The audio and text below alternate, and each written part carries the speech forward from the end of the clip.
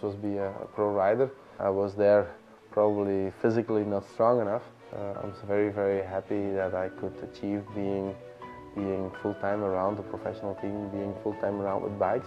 As soon as I remember something, I know my father and mother were dragging me to bicycle races. Being a little bit of a help for these pro riders to make their dream come true, that gives a lot of satisfaction in my life.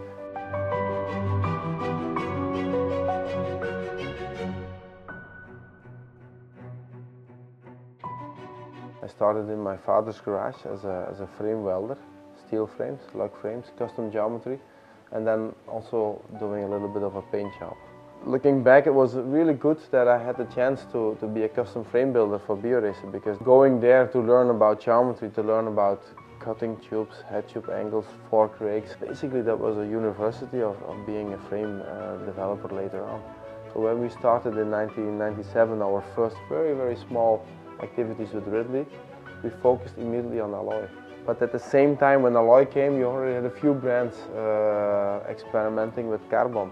For example, Colnago C40 was, I think, one of the first famous road frames in carbon. But speaking to the pro riders, I said, like, oh, it's a very good frame to ride Paris-Roubaix because you have a lot of suspension, but it's not yet there to do a downhill in the Tour de France because the stability, the flex of the frame. And so once we had the alloy all worked out, we start looking at carbon.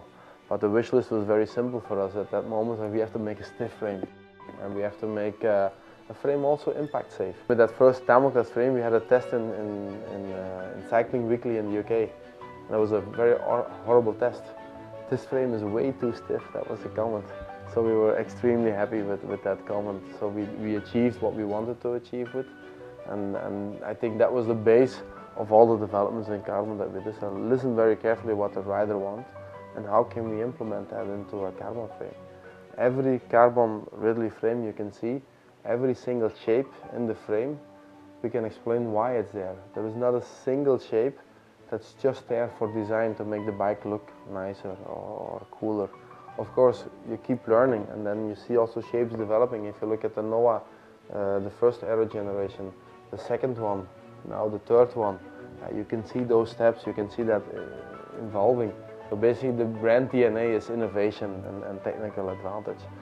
On the other hand, being in Belgium and then sponsoring basically the Belgian national proto team with Lotto Soudal, combining that heritage, anybody can really push the product to a next step. It's the pros.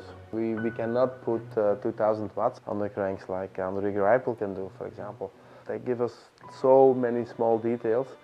They are like a waterfall of information for us.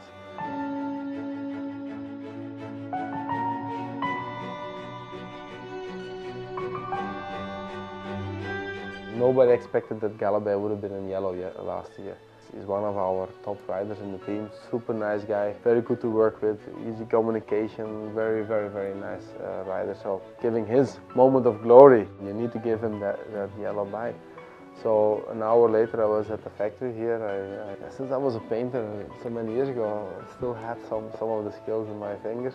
This is where it happened. So we pick up the frame, start putting all the masks, putting down all the graphics, take away the mask, unpeel it, going back to the cabine, doing the different colors of the French flag, because we did not only yellow, but we included his French nationality championship flag into it. 4 hours more or less from start to finish.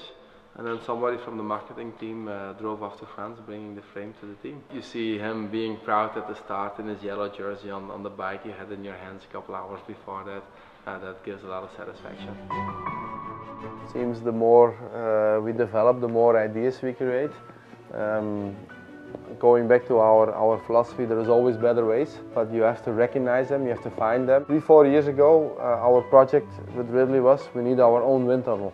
And that's why we created Bike Valley, where we work together with several companies in the bicycle industry. Because aero development is not only a frame, it's not only a wheel, it's the whole thing. It's a helmet, it's clothing, it's shoes, it's wheels, it's tires. We're gonna build up a wind tunnel purely designed for bicycle industry. But the real development has to start, in my opinion. I think the real development starts today, because there is so much more technology available. There is so much more to be done when you have a full-size wind tunnel at your premises. Being here in the center of cycling, on the pavés, having tough guys riding it day after day after day. When your product survives here, you can sell it anywhere. And that's why we are pretty proud to say tested on pavé, because they're all tested on pavé.